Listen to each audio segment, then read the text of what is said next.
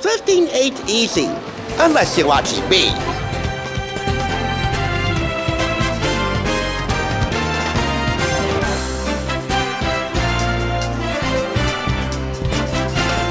Welcome to our weekend show. You're watching the Thrift Store Rundown, where we bring Hollywood home on a budget. If you've been following me around throughout this past week, we've been doing a series of videos explaining why certain facets of the news and journalism as a whole can be fun, while simultaneously, there's been a whole lot of depressing stories going on in pop culture. CBS canceling The Late Show after over 3 decades. Over $1 billion in federal funding slashed for public broadcasting, PBS and NPR. Not to mention, not one, not two, but 3 major celebrity passings in 1 week.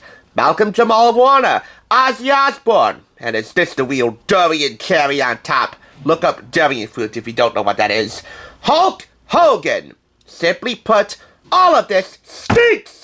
Much like durian fruit, if you don't want to look it up. The world's smelliest fruit. I'm at my breaking point when it comes to this summertime sadness, so much so that I may actually just partake in a cloyingly sweet Christmas movie to escape the unfathomable gloom amidst this unbearable heat. However, there's much more than a need, desire, and in my case, desperation for Christmas in July, which is a custom observed in many homes and in many stores across the country. In many places, it's also an art, especially if you want to serve up some Christmas cheer on a plate. And I have a scrumptious guidebook to do just that. The Christmas Movie Cookbook by Julia Rutland. Recipes from your favorite holiday films. It's a Simon & Schuster imprint publication. Picked up from Red Variable Thrift Store for 25% off $3.99. You will find ideas on how to entertain with the Christmas spirit any time of year. And, what we're going to show you now, some menu ideas based upon different holiday party scenarios. If you're cooking for a crowd, or if you want to keep things light, these are the holiday menu ideas. I don't want to go too holiday on this one because we're still in summer. We're in the tail end of July. So I decided to throw you a curveball, if you will, and select the Holiday Bowl Game Nos menu. 6 recipes. And the recipes are as varied as the Christmas movies that you will find in here, ranging from 1940s black and white fare all the way to streaming movies in 2020. And they range from comedy and romance to drama, even action in the case of Die Hard, which is the standard bearer for Christmas action. We begin with this whiskey pomegranate sour, which will serve 1. To give holiday flair, it's a basic whiskey amaretto sour with a bit of pomegranate juice. This is inspired by the movie Bad Santa from 2003 with Billy Bob Thornton, Brett Kelly, Tony Cox, the late Buddy Mack, the late John Winter, and, of course, Lauren Lorelei Graham. You know, from Gilmore Girls.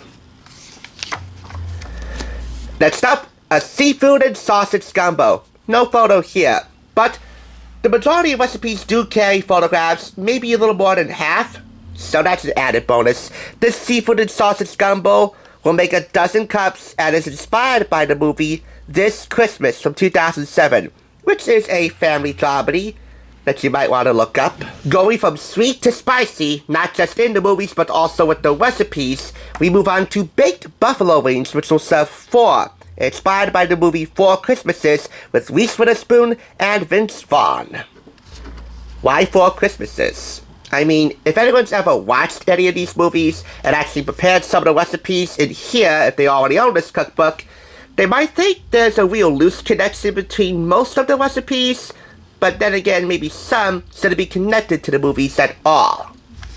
It's your call if you already own this and used it. Anyway, we'll move on to baby back ribs and keep you with the Holiday Bowl Game Nos menu. Recipes to devour when you're watching holiday, bowl games. College football pro games. Baby back ribs, serving for a classic. This one is inspired by The Nightmare Before Christmas, which, admittedly, I've never seen. I know. For shame. For shame. It's a Tim Burton Danny Elfman classic.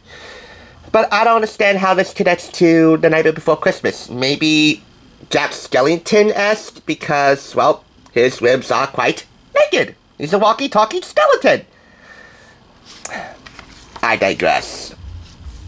We move on to sugar cookies. This recipe, with lots of sprinkles, will make about 3 dozen, and it's inspired by the Netflix film The Christmas Chronicles with Kurt Russell.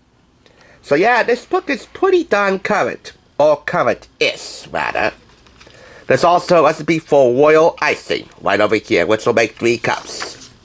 And finally, caramel corn. This recipe will make 14 cups and was partially, I guess, inspired by The Office Christmas Party from 2016.